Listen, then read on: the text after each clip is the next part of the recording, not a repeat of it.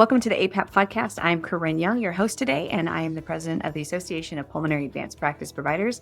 And today we are talking about all things lung function regarding spirometries and pulmonary function testing. And joining us today is Erin Klein Carlson. She's a respiratory therapist who graduated from Kennebunk Valley Community College in 2008. She received her Bachelor's of Science in Respiratory Therapy from the University of Mary in 2022. Erin has worked at the Minneapolis VA Medical Center since 2011, and in 2015, she became a certified pulmonary function technologist and moved to the VA Pulmonary Function Lab in 2016.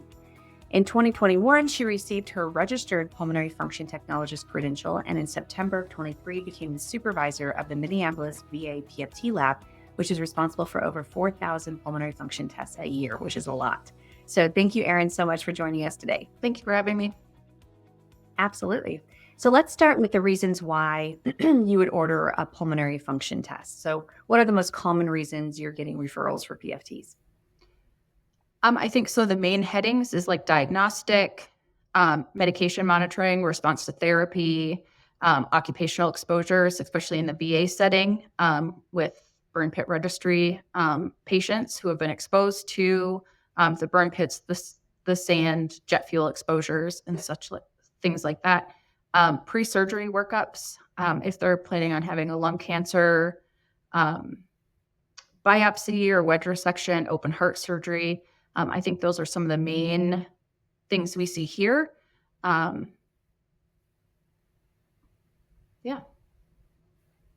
Sounds pretty accurate. Those are all things that I send them for. Yeah.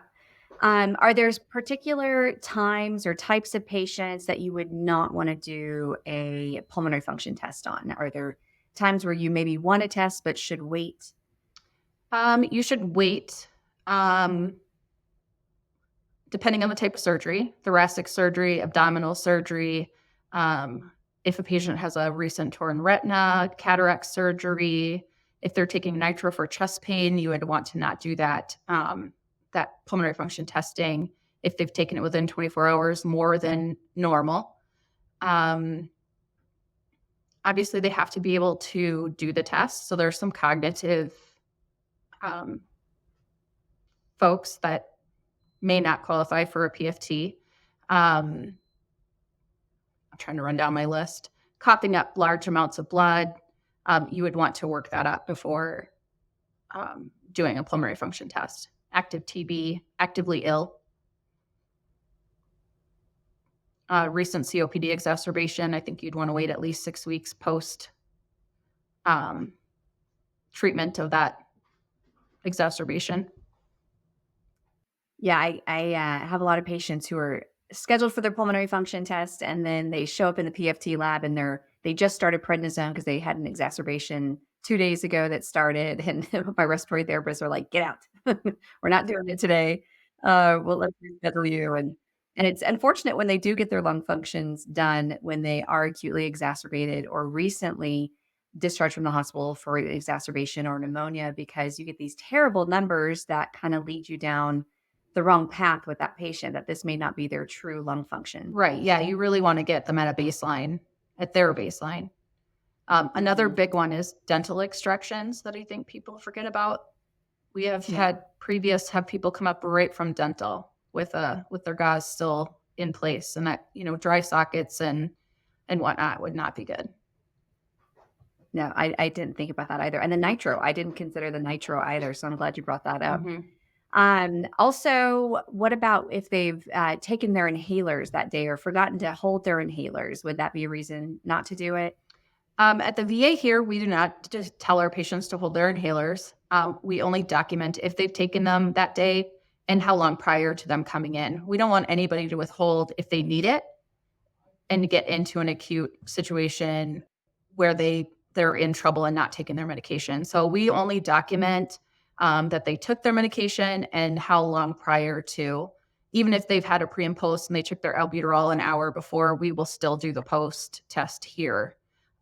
There's a lot of concern when you're doing a post. Did the patient, is their technique good with that inhaler? So are you really getting an accurate post test if they've just taken an inhaler themselves? So. Right. All right. Well, when it comes to ordering pulmonary function testing, there are options for spirometry pre and post, PLATHs, DLCO, full pulmonary function testing. So, could you help people understand the differences between those types of exams, especially those that may be due to pulmonary or new to medicine that are trying to decide what might be the best lung function test for my patient? Sure. So here I actually created a new order set that goes by symptom or disease process. So for spirometry, um, if they just have a COPD diagnosis, we just do spirometry. If it's a new diagnosis of dyspnea or a change in their symptoms of dyspnea, we would do a spirometry and DLCO. We do the vocal cord dysfunction would be the spirometry with the flow volume loop. We don't always leave those in here unless we're looking for a specific disorder. Sitting in supine for diaphragm um, problems, MIP and MEP for respiratory muscle weakness with spirometry. Um, Lung volumes, we do mostly if you're looking for a mixed disorder or it's unclear, the degree of air trapping in a COPD patient. So if you're going to go further for more of those invasive procedures like valves and stuff for them, you would want to do lung volumes before just to see their degree of air trapping. Methacholine, if you're unsure of a diagnosis of asthma, pre and post spirometry would be if you have an asthmatic. And again, we only do the post here too. I think it's true for most places if their pre-spirometry is abnormal. Yeah, I same with where I work. Sometimes I'll order a pre-post, but their pre is they're 120% of predicted, and so they won't do the post if it, if it's not abnormal. Yeah. And a lot of our specifically our burn pit people, if they're close on that ratio, and I guess we'll get into this a little bit later, if they're borderline, still normal borderline, we will still do the post just to see if there's a significant change. Yep. Excellent. Excellent. I know in our facilities, and we use Epic, sometimes you have the option of spirometry pre and post, and full PFT. And then I have a really hard time finding MIP and MEP. DLCO is easy to find, but sometimes MIP and MEP, or if I just want volumes, I sometimes have a really hard time finding that. So I end up just writing love notes to the respiratory therapist of what I'm looking for. But I like that your facility has a symptomatology kind of a list to select the right exam. So that's really helpful. I wish more places did that. Yeah, I think it's been really helpful. I think it's been about 6 months since we implemented that change. We also have the other indication, and they can select tests or type in if there's something that they don't catch right above to be able to select from that. Okay. Well, could you help us understand how each of those maneuvers are done? Spirometry, volumes, DLCO, MIP and MEP. Sure. Spirometry measures your forced vital capacity, your forced expiratory volume in 1 second, and then that gives you a ratio of between those two. And that ratio is what helps us determine if they have a obstructive, restrictive, or a normal process. The procedure itself or the maneuver, the patient breathes on a mouthpiece for 3 or 4 breaths. Once the computer is ready for them, you have them take that really big, full, deep breath in until they can't take any more in, and then they're going to blast their air out hard, fast, and longer than they think you have air for. They're going to feel empty before you tell them that they're done. You have to try to get them to hang on for as long as they possibly can. Some of the problems with the spirometry, depending on your disease process, is your patients with COPD may never plateau. They may never fully empty just because of the nature of their disease process. Your pulmonary fibrosis patients or restrictive patients will empty very quickly. DLCO is the measurement of how your lungs are doing your gas exchange. And that is done with a mixed gas. There's different gases, mixtures that places can use, but they essentially it's all done the same. You breathe normal, you exhale all the way, and then fill up and hold your breath for about 7 to 10 seconds. And during that breath hold, you've been given this known gas concentration and amount, and it crosses the lungs. And when you exhale, it measures what you blow back out. And that tells them how your lungs are moving your oxygen and CO2, performing gas exchange. One of the important things with DLCO is entering a patient's hemoglobin, because if they're anemic or have a really high hemoglobin, it can really affect the result of the test. So they can look much worse when they're anemic. When you enter that corrected hemoglobin, it really makes the lung function look quite different. Body box, we actually put you in a little glass room, little box.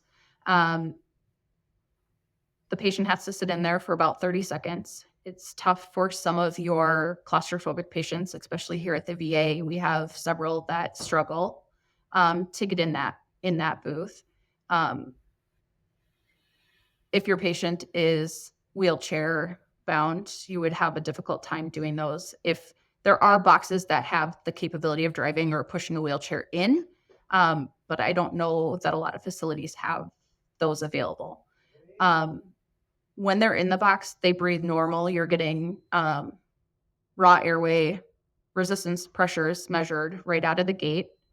The lung volume portion, they're going to pant against a closed shutter to get those FRC measurements. And then they take a really big deep breath in and exhale all the way out until they can't go anymore. And that's going to give you your total lung capacity, residual volumes.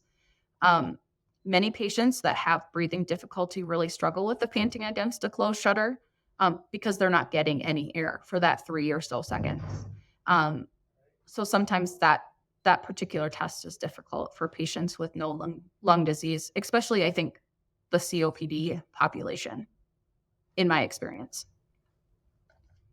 MIP and MEP are done essentially the same. They just breathe normal through the mouthpiece.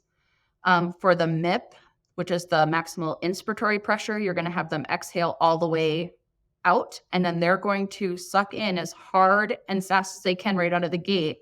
But again, it's against a closed shutter. So you're seeing how much pressure they're able to generate against that closed shutter. Conversely, MEP is they take the big breath in and blast out hard and fast.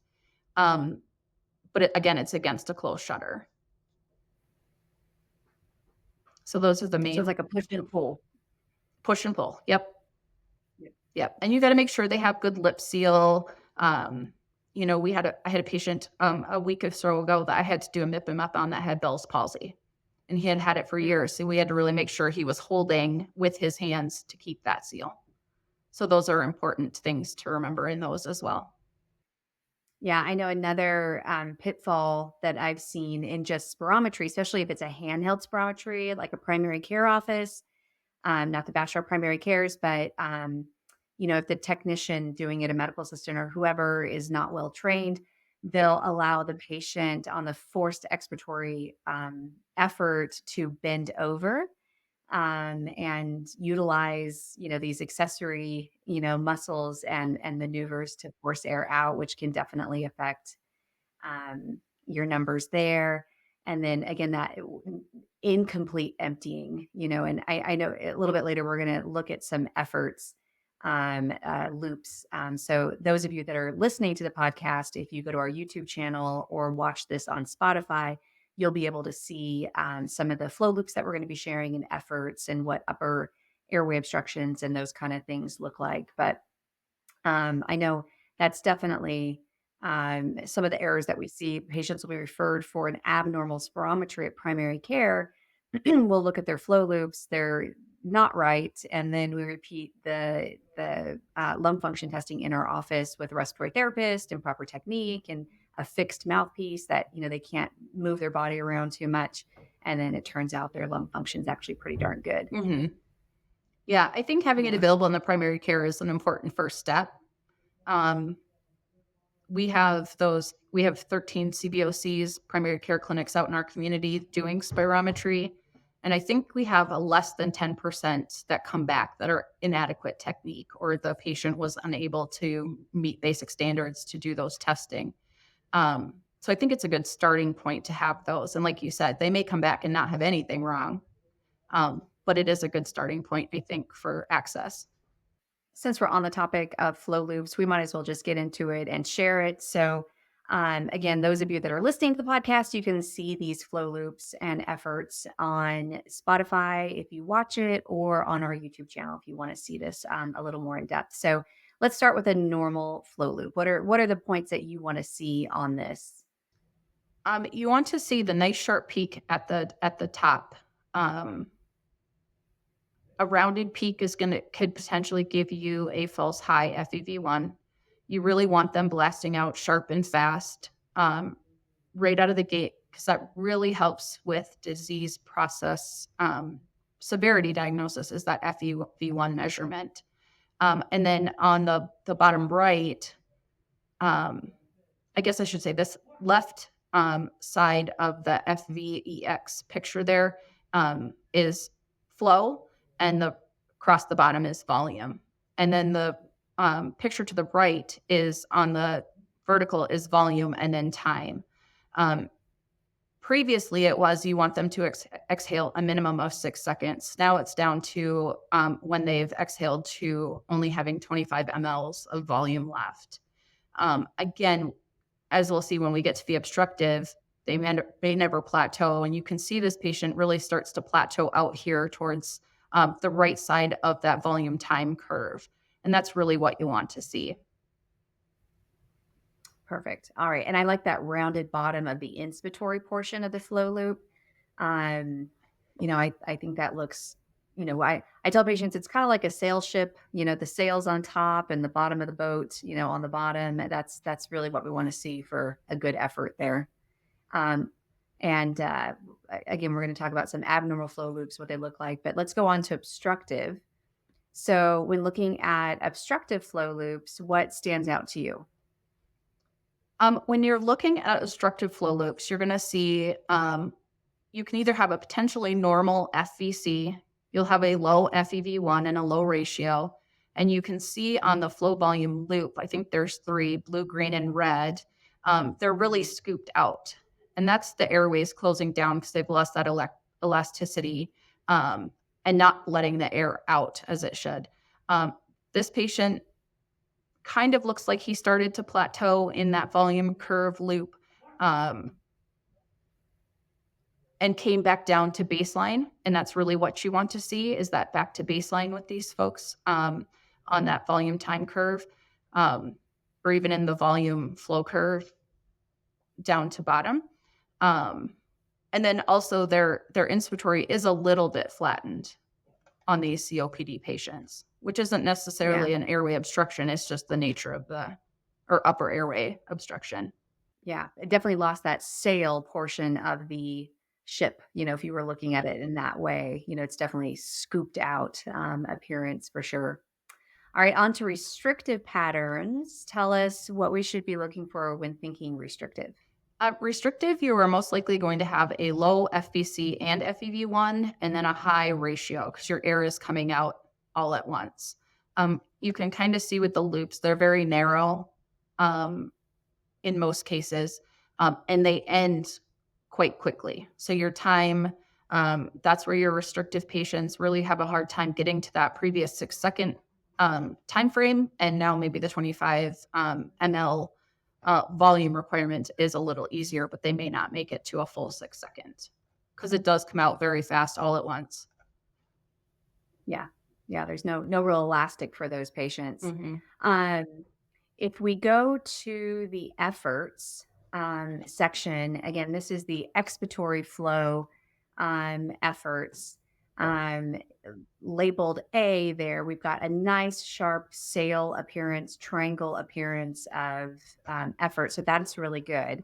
If you could talk to us about the other efforts and what we might see when we're looking at those flow loops that might influence the data that we're interpreting. Sure. B, the cough. Obviously, patients with lung disease, most of them have a cough. During spirometry, it really elicits a cough response in a lot of these patients. So, B, you see here, they cough in that first second, and that's going to affect your FEV1 measurement.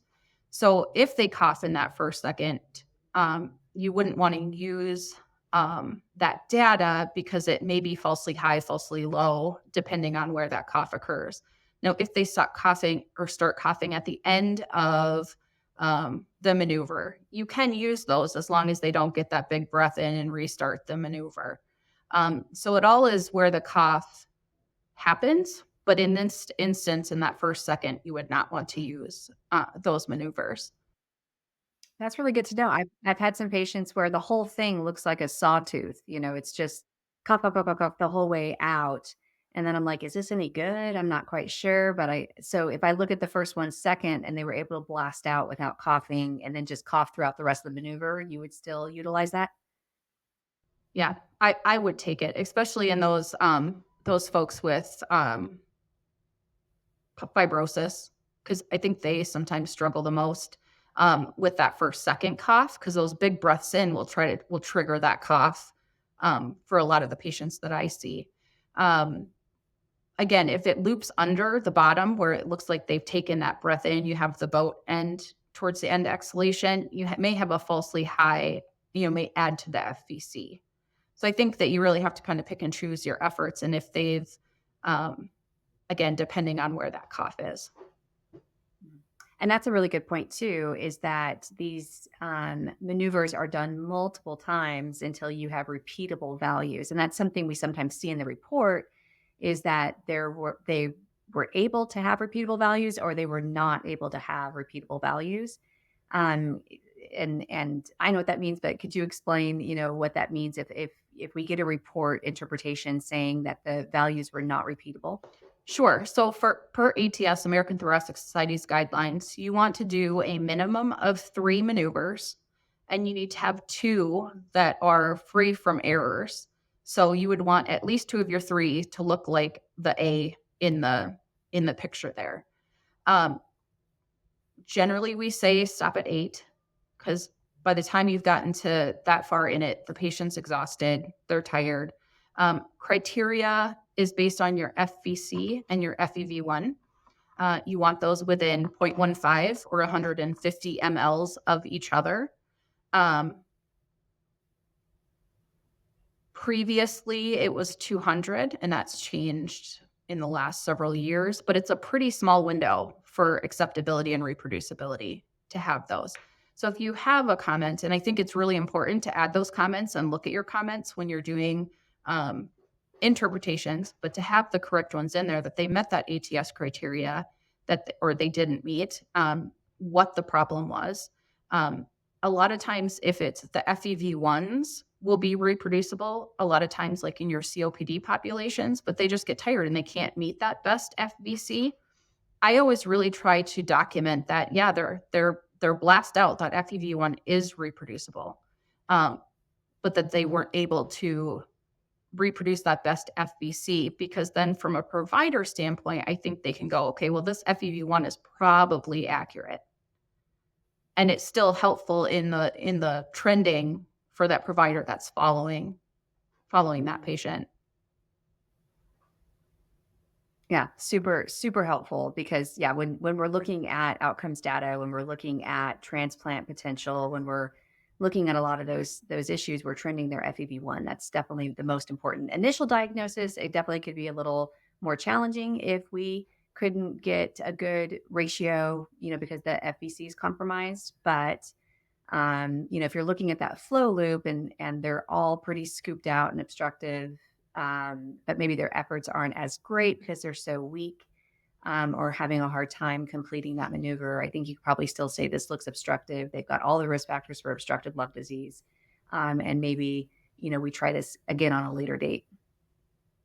Agreed. And I often will document if it's 200 cc's or 0.2 apart, it's very close. And that used to be the criteria several years ago. And sometimes providers will choose to use that data because it is pretty close and it did meet previous criteria. I mean, if they're way off, obviously you don't want to use them, but. Right. Right. All right. If we go on to the flow loop, expiratory flow loop C, the early stop, Yeah, so you what can would that indicate? yeah, they blasted out really fast, and then all of a sudden it just went straight down to baseline. Oftentimes, that's either a glottic closure, like they've just closed off their airway. Um, a lot of times that's totally inadvertent. It's not something they can control. But that would give you a falsely low FVC because they're not actually exhaling all the way out. Sometimes can see that with malingerers, which kind of fall into that poor effort also, where you have kind of that rounded and not great blast out at all. Um, but a lot of times that may just be a glottic closure. And when you're looking at that time curve, it will kind of go up and start to curve to the right, and then it just flatlines. So you have those two places to look. But always document that too on an RT standpoint, that you think that there was glottic closure and early stop, because it does indicate probably a reduced FVC that may not be a truly reduced FVC.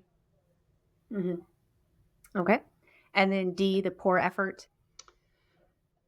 Um, yeah, that's mostly seen with your malingerers, in my opinion, people that don't want to try. It also gives them a falsely high FEV1 potentially, because as you see, it kind of leans to the right. Um, and again, that blast out, that FEV1 really is important in the diagnostic, and getting that correct ratio, FVC, FEV1 ratio, um, to make it a correct diagnosis.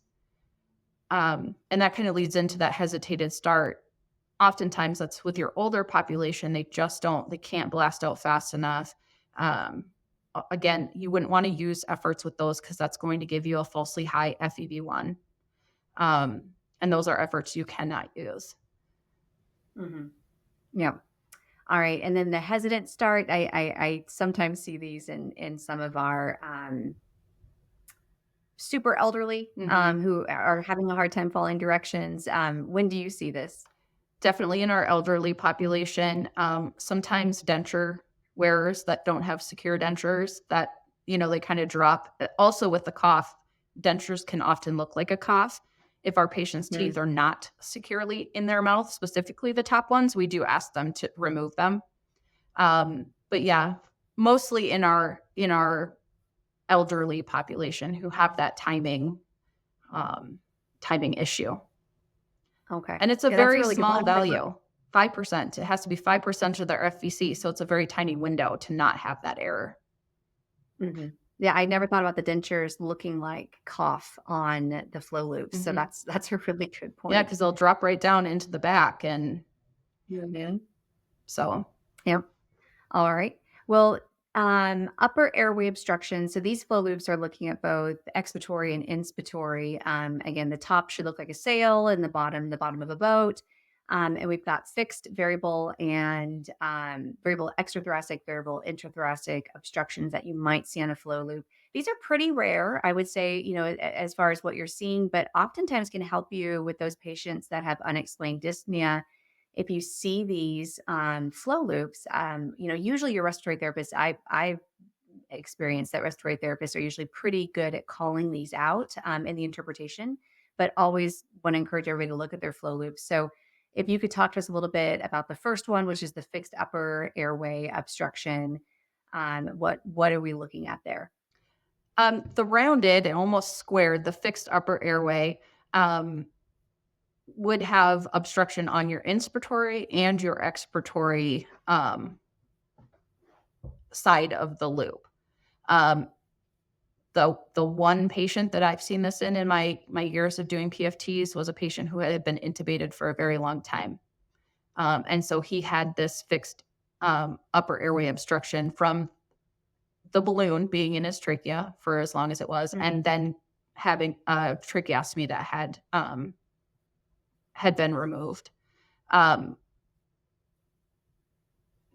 Treatment-wise for that, I just think it's important to recognize those. And if you see that and it's not something that they've asked you to test for, that you pass it on to your pulmonologist. It's just like, hey, we may want to follow up with this one earlier rather than later.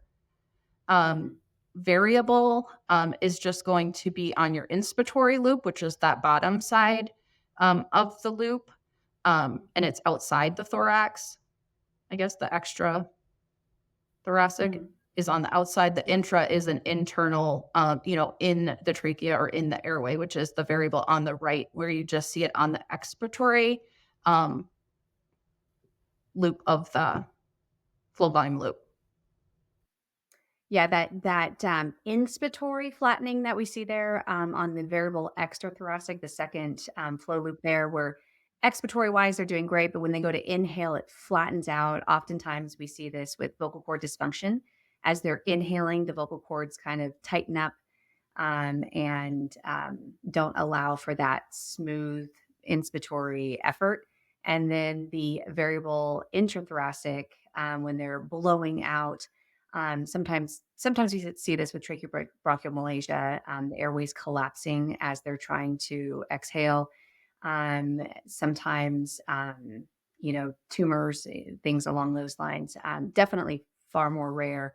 But that variable extrathoracic with vocal cord dysfunction of the flattening of the inspiratory loop, definitely pretty common. And that fixed upper airway, definitely see when patients have some sort of usually always upper airway fixed obstruction. So definitely getting ENT involved in those cases, CTs of the neck and that kind of thing on those patients. So I think that was very helpful in looking at because a lot of times we get these reports back and you've got great respiratory therapists that can really call out those issues, but sometimes they're done by a non-respiratory therapist and they may not call it out. So always very important to look at those flow loops for sure.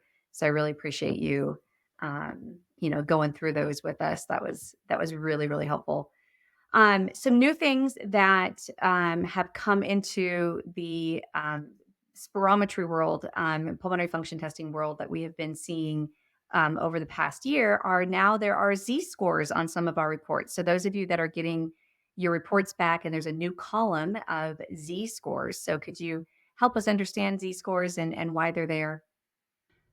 So the Z scores is a measure for how many standard deviations away from their predicted values they are. So normals are based on height, age, and gender. And previously we did a percent predicted. And that was, what we did interpretations based on and did severity ratings on. The Z score takes into account between patient variability, um,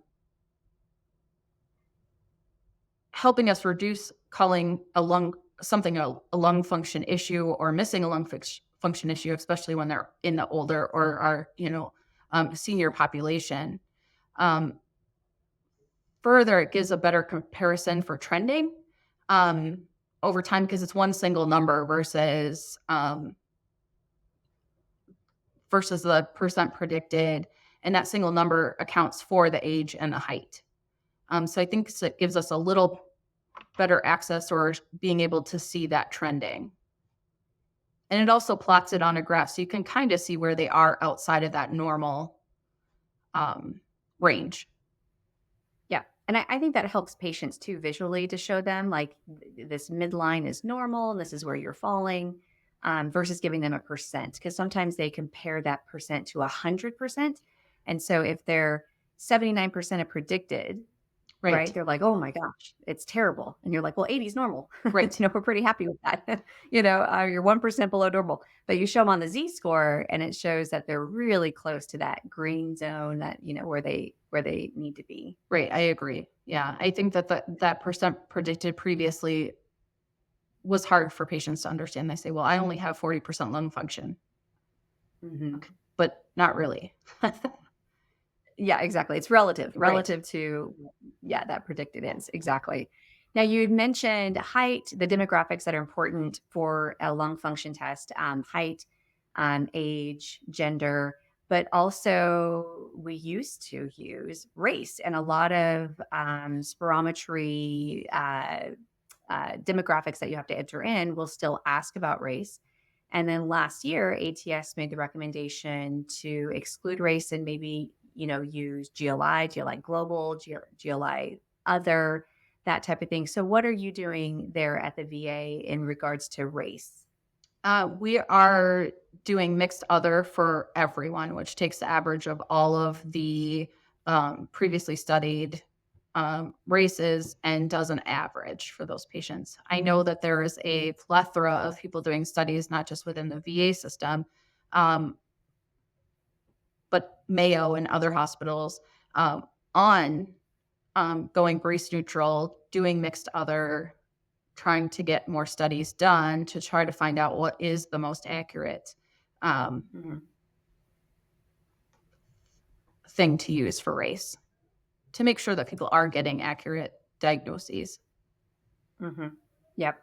And what's really nice about the GLI calculator is that if for some reason you had a lung function test, and they used race-based values or predicted values for a patient, you can enter in or rerun the exam with GLI other, and you don't have to repeat the test. Basically, you can just re-input the data and it'll give you what it would look like if you use that average, that's non-race based specific versus using race based specific, correct? Yes. Yep. And in the PFT software, you can always go and change current visit um, to whichever you want. You can use the GLI Caucasian, uh, Black, Hispanic, Northeast, Southeast Asian, or a mixed other um, on the same patient and see how those race changes change the values or those percent predicted.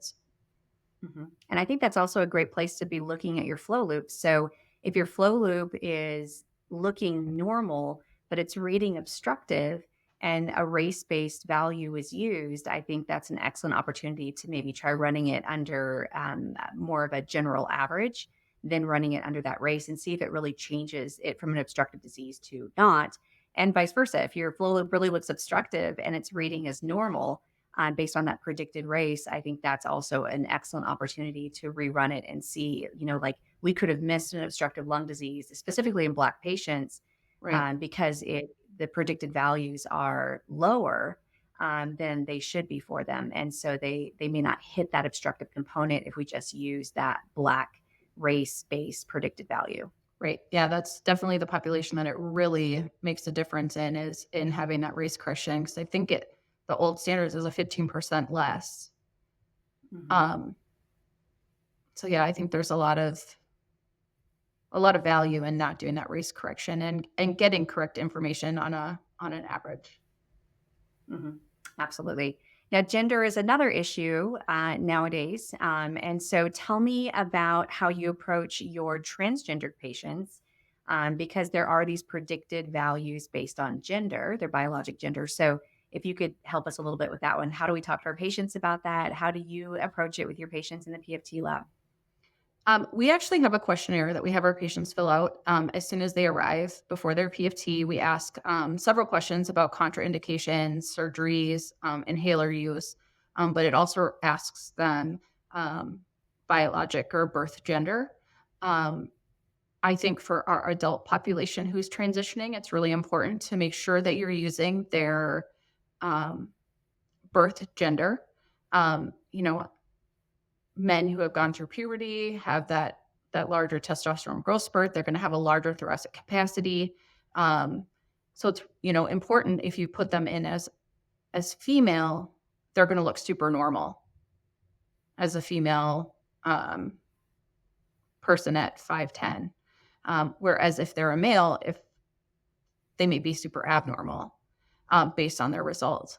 Um, I know that there's also in that regard, there's a lot of studies going on with the transgender population and trying to find out what the best, how much of a difference it makes in a lot of those, and just doing studies to have that transgender um, correction available in the softwares for when you're doing those tests. And then when you get to a pediatric population, and I don't work with pediatrics here at the VA, but what is that going to do to our patients when they don't hit that puberty and they transition before puberty and they take those hormone blockers or that testosterone. So using birth gender in those, I don't know that we know if that's going to be appropriate. Again, I'm not in the pediatric population, so I don't have a lot of research and read on that. But I know that there is a lot of studies going on out there in the pediatric provider world on those topics.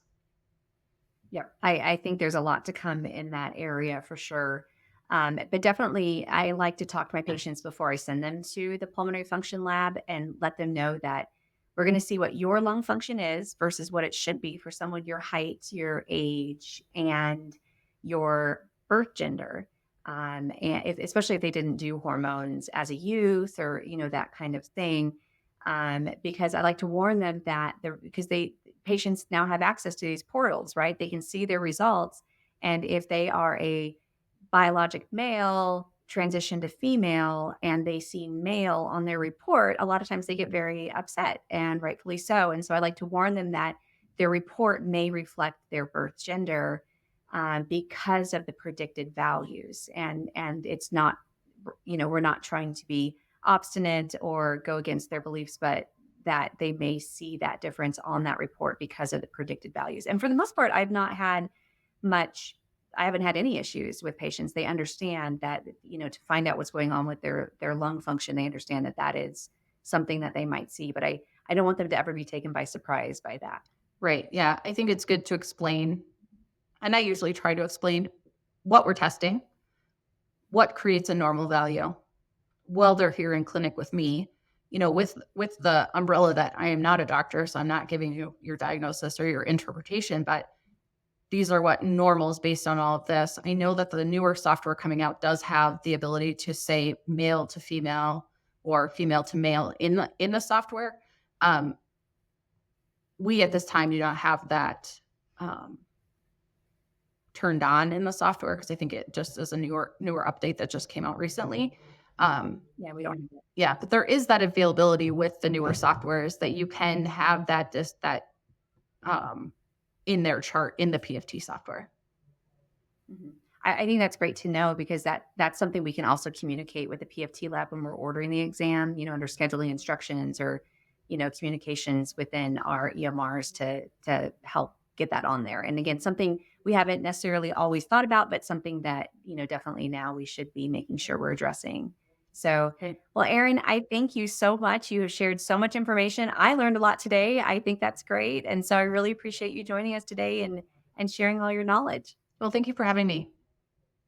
Absolutely. All right. Well, don't forget to claim your CME for listening to today's podcast. The CME link is in the show description notes. We should have that on all the platforms that you're listening to this podcast on. Don't forget to subscribe, download these podcasts. It is the best way to help support the organization and more podcasts to come. And we really appreciate you joining us today. And we hope to see you at our next podcast.